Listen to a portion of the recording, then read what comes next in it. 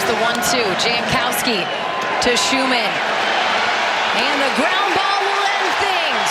A 3-2 win for the Oakland Athletics. One more win for the Oakland fans.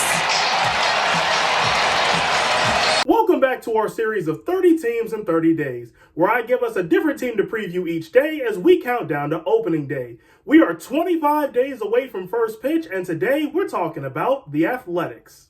There is no way to describe 2024 for this bunch other than the end of an era. The team formerly known as the Oakland Athletics went 69-93, 19 wins more than 2023, finished fourth in the AL West ahead of LA, and missed the playoffs for the fourth straight season. And while the team makes the move to Sacramento, not everybody's making the trip. Gone are the likes of Ross Stripling to Kansas City, Scott Alexander to Colorado, and Joe Boyle to Tampa Bay.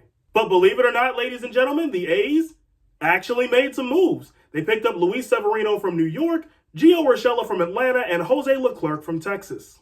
Now let's talk about the Athletics farm system. For the sake of continuity, I will be using MLB Pipeline's rankings throughout this series and updating them when the new rankings are released. Pipeline currently ranks the A's farm system 22nd in baseball, and they have 2 prospects in the top 100. Oh, YouTube's gonna strike me down for this, I just know it, but here goes.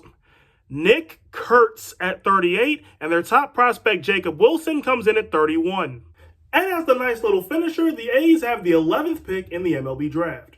According to RotoChamp, here's the Athletics' projected opening day lineup as they head to Seattle to take on the Mariners. Starting rotation is also included. Those will both be on your screen now. This Athletics team, led by manager Mark Kotsay in his 4th season with the franchise, is, surprise, surprise, an inexpensive bunch, the second lowest payroll in baseball. But they do have one thing going for them. They got a surprising amount of power, and in a ballpark that should be more hitter-friendly than the ballpark they left, that means the sky might be the limit. Well, not the sky, but they should at least be fun. My big question for the Athletics is, how is this going to work? First off, I want to make it very clear that this question is not in reference to the team that's going to be taking the field. Because the team the A's are fielding looks like a fun team that doesn't quite make the playoffs. That much is clear. I'm asking how the organization handles I can't even call this a move. It's more of a pivot. You spit on a city in Oakland that loved the A's dearly with your eyes on Vegas, where you'll quickly be cast aside if you can't build a winner, which you won't do with the second lowest payroll in the league. And in the interim, Sacramento was gracious enough to host you until the ballpark is built, but now, A's, how will you repay them? Will you embrace the city in the time that you're there, or will you shrug them off as nothing more than a footnote? The A's might not be the only team playing in a minor league ballpark this season, but they are the only one that did it to themselves. The River Cats could probably at least draw decent crowds, at least for fireworks nights, because people do show up for fireworks, but I'm not seeing the same result for the A's. Just calling a spade a spade.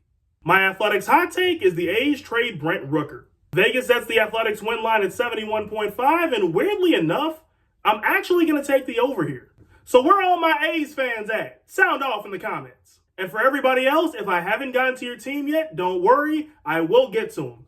I may even be talking about them tomorrow, so the only way to find out is leave a like and subscribe and come back for the next installment. But until tomorrow, I'm the voice of Evan, and remember to always keep the vibes high.